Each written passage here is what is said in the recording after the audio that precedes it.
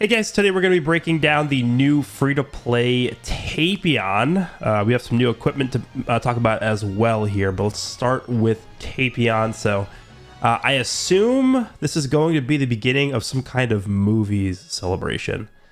They have not announced that this is going to be a saga campaign or episode campaign. So we'll see if this is going to be like a mini celebration, like how the Cell Saga one was, or if this is going to be like a full-fledged episode campaign. They just haven't announced it yet. So let's go ahead and take a look at TAPION here. He's a defense type, and of course, he is purple. We got to get the weekly purple character in here. All right, well, you guys know the drill. We have to remove about 8,000 stats to compensate for the lack of title boost and the factoring in of the arts boost. So, I mean, he's going to be just breaking 250 strike attack, which is not fantastic, but defensively he's looking pretty good, which, you know, him being a defense type is probably what we're looking for anyway. So he's above 180s in terms of defenses, which is nice. He's got a strike and a blast, and of course he's on event exclusives. And then sagas from the movies. Now, the thing to mention about this character is because this is not the version of TAPION that has Harudagard in him. Well, I mean, it is, but you can't see it. Like, it's like the yellow TAPION, right, that exists. The reason he's on Powerful Opponent is because he has the death AoE Harudagard, right? This guy doesn't have that, of course, being a free unit. So he is not going to be on Powerful Opponent. So literally his only team is movies. And at the end of the day, you guys might have seen that I was super mega judgmental and harsh about the free-to-play Demon King Piccolo. And the main reason was because Dragon Ball needed all the help it could get. And I would say that they did not do a good enough job with him.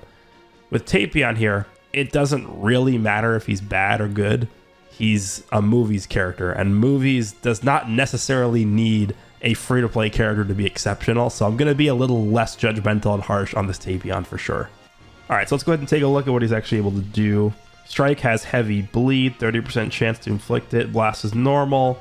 The blue card is the Brave Sword Rush. So major slice damage, 30% slice special move damage inflicted for 3 counts. And then on a hit, 100% chance to inflict heavy bleed.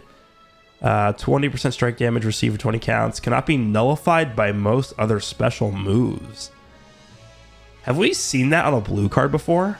So if you use this blue card and the opponent uses a green or a blue that's a melee based blue or green, you actually won't clash. You'll straight up win with this. That's interesting.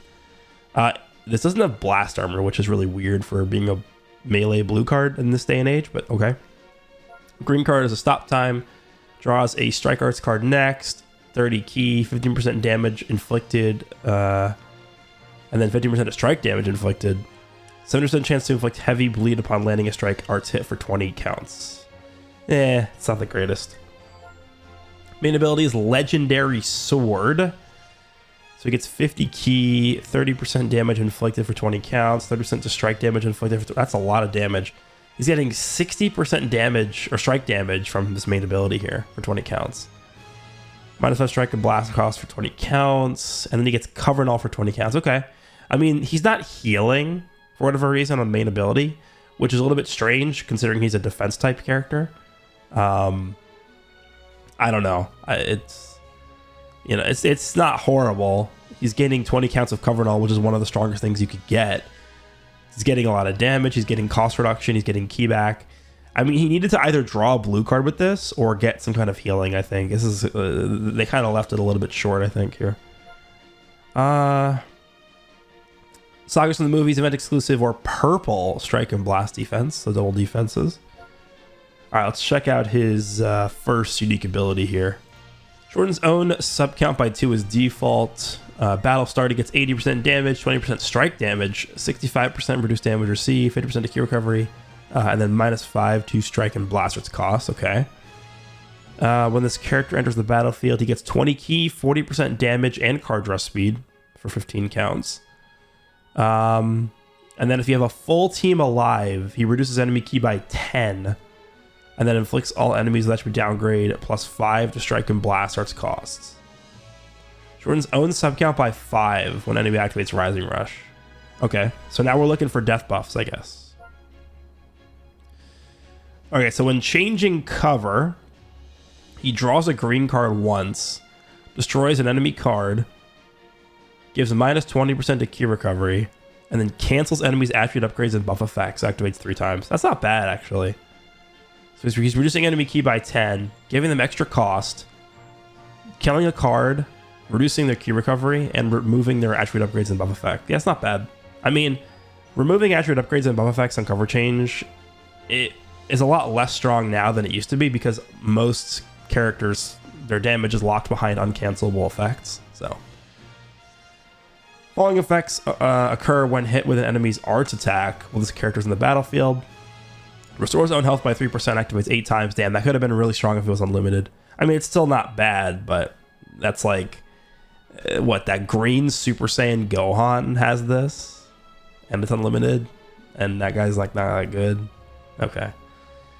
20% damage, inflicts all enemies that would downgrade, plus 5 to strike and blasters cost, 5 counts. That could be interesting. So this is just a constantly stacking cost increase. But it's only for 5 counts. Damn, I wish this was for 10 counts. I think that would have been a lot better because it would have been able to stack up a lot higher. Applies the following effects to self if own health is 50% or below. Activates once. Heals by 30%, gets 30 key, and then a permanent 50% damage. Applies the following effects to self when this character uses a strike or blast swords while the enemy is afflicted with bleed, heavy bleed, or extreme bleed. 10 key and 10% damage inflicted. Okay.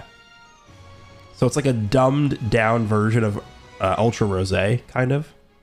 It seems okay. I mean, it's kind of what we would come to expect from a free-to-play character. The one flaw, like major flaw that I see with this guy is just the fact that he doesn't heal. Like he has 0 healing, right? Besides the one-time 30%. Yeah. I wish he would have healed for main. There's no reason why he should. Honestly, not only do I wish he would have healed for main, I wish it would have been a team heal with main. Like that is a major lacking factor in his main ability. All right, let's go check out some equipment we got here. Let's go to the archive. All right, let's see what we got here. I saw that we had a few new pieces. So there's this, which looks like it's going to be the new co-op equip. Sagas from the movies.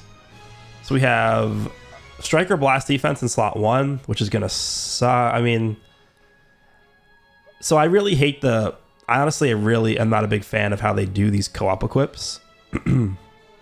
I just hate farming good slot 1s because they are almost impossible to get.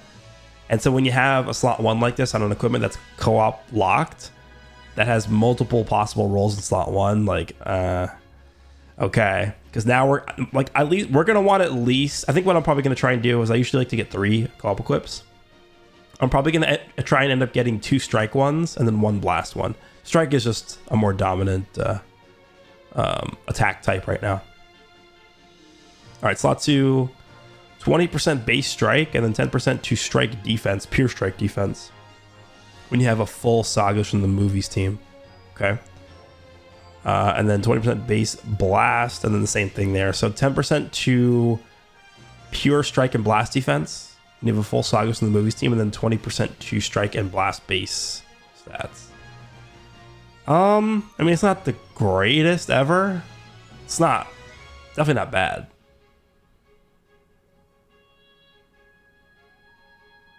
This is more of a defensive equip, but decent offenses as well. I mean, it's not bad.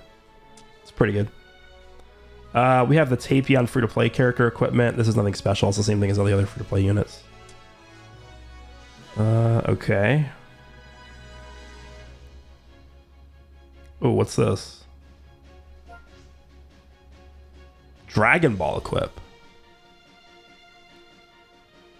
Base health by 15.